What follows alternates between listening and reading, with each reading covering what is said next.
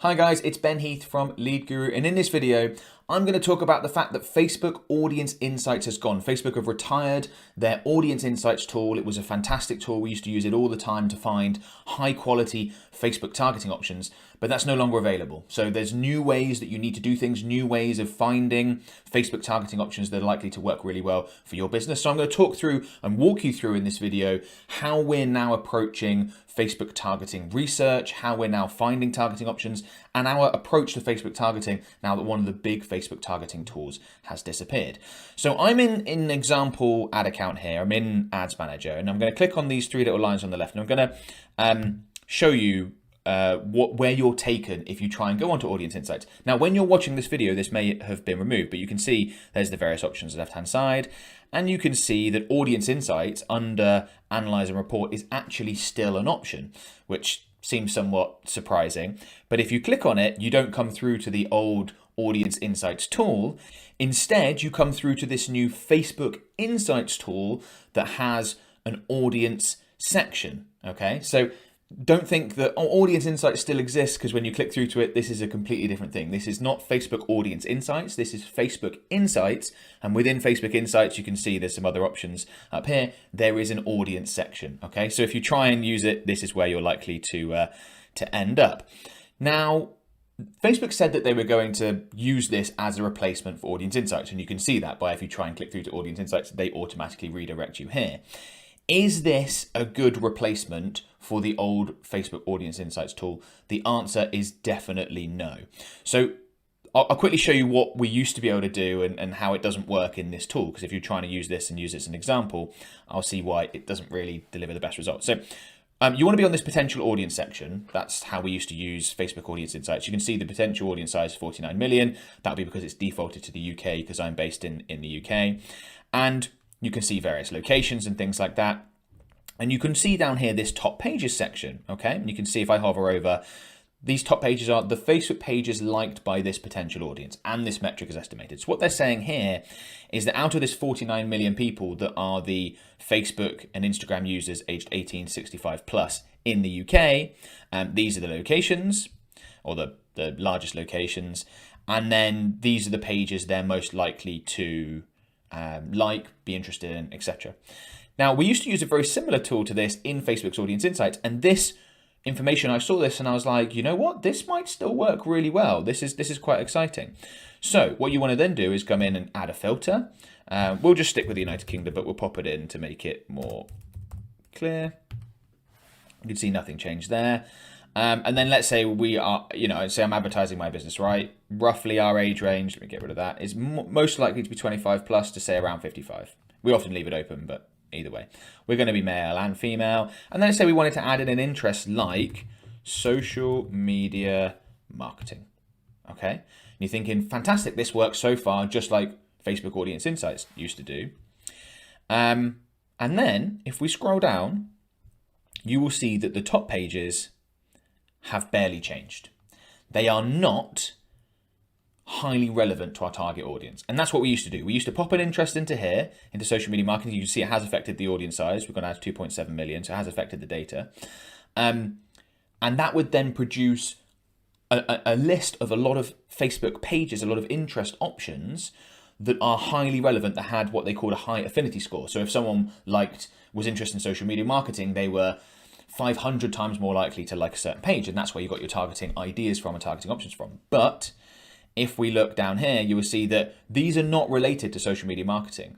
Lad Bible, Amazon, Tasty, Unilad, BBC News. I mean, these are very, Will Smith, Eminem, these are very, very generic targeting options that, and it's because of the wording. It's not an affinity score. It's not, if you like this, if you're interested in social media marketing, you are 500 times more likely to like this as well, this other page. It's the pages liked by this potential audience. Well, the issue is that obviously a huge proportion of people on Facebook and Instagram like Lad Bible, right? Or like Amazon.co.uk, are interested in it. It just, none of these options here are specific. Not even Facebook app, you might think it is, but it isn't. That's, again, going to be generic. None of this information here is specific to people that are interested in social media marketing.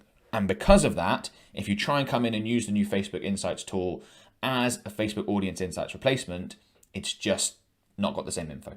Okay, so if that's not how we're going to find great Facebook targeting options in a non-Facebook Audience Insights world, which we're now in, how are we going to go about doing it? So what we're going to do is we're going to jump back into Ads Manager. And believe it or not, we are going to use Facebook's Ads Manager as our place to find targeting options that we can use and that should, at least some of them, deliver great results for our business. And that might sound a little bit basic, but I'm going to talk you through it now as to why we do it that way and what we're really looking to do as our end objective, because it's a little bit different. Okay, so I'm just going to quickly create an example campaign just to very quickly show you this. Let's go with conversions because basically always doing that. Create a quick campaign, and then we're going to jump to the ad set level. And then what we're going to do very simply is see what Facebook will provide in the detailed targeting section. So come down here into detailed targeting, and we're going to start searching for things that are related to our business. Okay, start searching for things that you know are highly relevant. Okay, so I play six-side football, soccer, for those of you not in the UK. Really enjoy it, right? And I'm going to use that sort of industry as an example here for how you would go about finding great Facebook targeting options. So let's say I was in that industry. Let's say I sold socks or boots or balls themselves or training equipment or kit, like apparel, jerseys and things like that, right? Let's say I was in that base. So what first thing I do, come in here, I pop in soccer, okay? And you can see we're starting to generate loads of various options. We've got Major League Soccer because soccer's like more the American word. So we've got Major League Soccer as an interest. Indoor soccer, I play six-side, which is indoor. Fantastic, that could be a great targeting option. Soccer AM, that's like a TV show all about football. Beach soccer, all sorts of, look at all these options that you're coming up with, okay? You would want to go and make a note of all the options that come up that you think are relevant. To some extent here, you're going to have to use your instinct and your knowledge of the industry to go, okay, I'm selling beach soccer. No, I'm selling boots. People playing bare feet on the beach. Right, that's not a good one. But indoor soccer, okay, I sell boots that are specifically, they're like AstroTurf type boots. They're specifically designed for indoor playing. Fantastic. That would be a great option. All that sort of stuff. So you make a list and then you go through with some of the other terms that it might be talked about. You could football, you've got football association, you've got, obviously with football, you need to be careful with the American versus English version, but it depends where you're advertising, of course. You could have in here football boots, football boot is an interest. You could have football ball, I imagine is going to come up with something. Yeah, football ball, football team, football player. You could go with, again, soccer ball. See what comes up. Association football, soccer.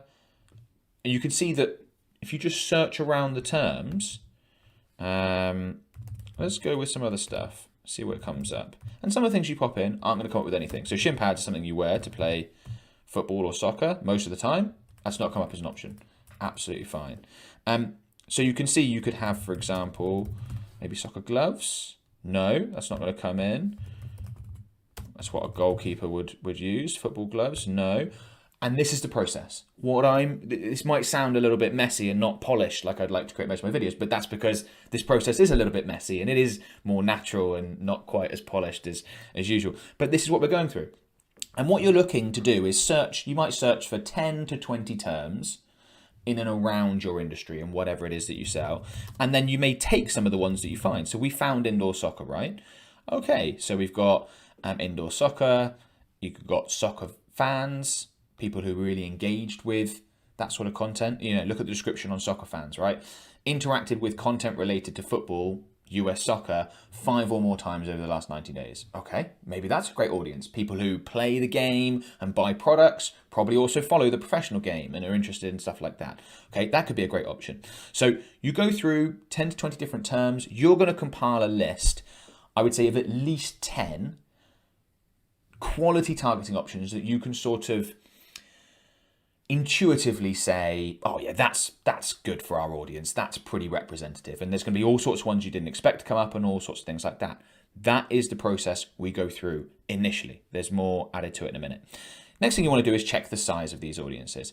And all I'm doing at this point is discounting ones with tiny audiences that we're just, okay, it's too small. I'm not going to bother with that. I'm not really worried if something's too big, the upper end. So if you look at soccer fans high engagement and we've got 71 million, remember this is worldwide, okay? So if I was to pop this in for just the UK, and we have got just the UK selected, if I remove detailed targeting, we can see what the audience size is. It's 2.2 million. Lovely audience size for the UK. That's absolutely fantastic. Remember, that's just 2.2 million in the UK, 71 million worldwide. But if, and we may not come up with any options because of course, football, soccer is such a hugely followed thing. I'm trying to find something now that's, actually, this might be interesting. If I put in Major League Soccer in the UK, oh, it's still 1.1 million. Okay, that's still much larger than I was expecting. But what I'm saying is, with a lot of industries, you will do this and you will find some that are just too small. That just aren't going to work. See if we can find a small one.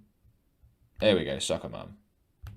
Not necessarily what you target. Anyway, okay, perfect example. That comes out at 59,000. Way too small. That's not something I want to target to the whole of the UK. I'm looking for 250,000 minimum, maybe 500,000 minimum, something along those lines. I've got another video about ideal Facebook audience size, so I'll include a link in the video description below. But this is the sort of thing we're doing, this is sort of process, okay?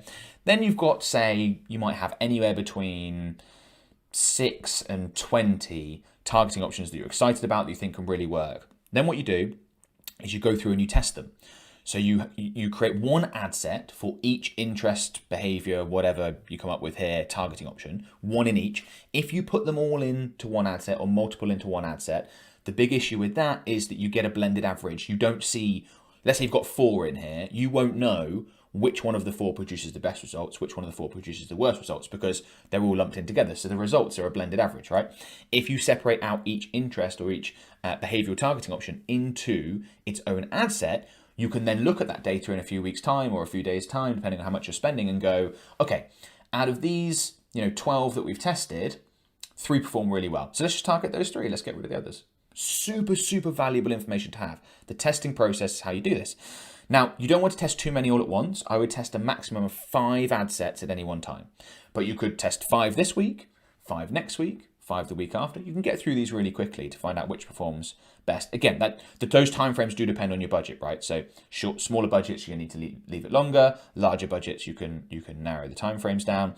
But that's how you go through the process. Now, this might sound a little bit unexciting, a little bit basic if you're used to doing more complex research with audience insights. But here's why it's not such a big deal. And that's because, and this is something we do as an agency, and I would strongly encourage you to do as well, when you're advertising to cold audiences, so things like, what did we have as some fantastic options before? Let's just pop, no results found. I don't believe you. By the way, a good example of Facebook is super buggy. So let's go with the soccer fans, high engagement, that high content engagement. That sounds like a great option. When you are using something like this and you're testing a whole bunch of different options, what you are looking to do as soon as possible is incorporating lookalike audiences. And lookalike audiences based off of your previous customers are nearly always going to be the best options. If you're not familiar with lookalike audiences, I'll include a link in the video description below to a really detailed tutorial all about, it's like the ultimate Facebook lookalike audience tutorial. It shows you how to create them all, shows you which ones deliver the best results, all that sort of stuff. But the best results are almost certainly going to be seen from lookalike audiences. And once you've got, say, 200 purchases in your account or 200 leads generated, whatever it is that you're optimizing for, switching over to a lookalike audience based off of those people that have taken that action is almost certainly going to produce better results than basically any interest, behavior, or demographic targeting option you can find. So without audience insights, you might find it a little bit harder to find high quality targeting options, which might make your results slightly worse pre-lookalike audience phase. But depending on how much you're spending, how many conversions you generate, that might be a very short period of time, and then you're going to primarily be operating off lookalike audiences. You don't need to always operate off lookalike audiences once you have the 100 plus customers or 100 plus leads or whatever it is that you can base a lookalike audience off. You may still run some interest targeting options if they perform really well, but don't think that this is the only, getting this right, this detailed targeting section right, is the only way to Facebook advertising success. Very, very often, we end up with a situation where we're advertising to warm audiences, and then we're advertising to 2 or 3 different lookalike audiences or cold options. Maybe an interest in there as well, if an interest is performed particularly well. But we're not reliant on it by any means on this section here. It's more of a getting things going in the beginning so that we can then use the best data possible to produce the best possible results.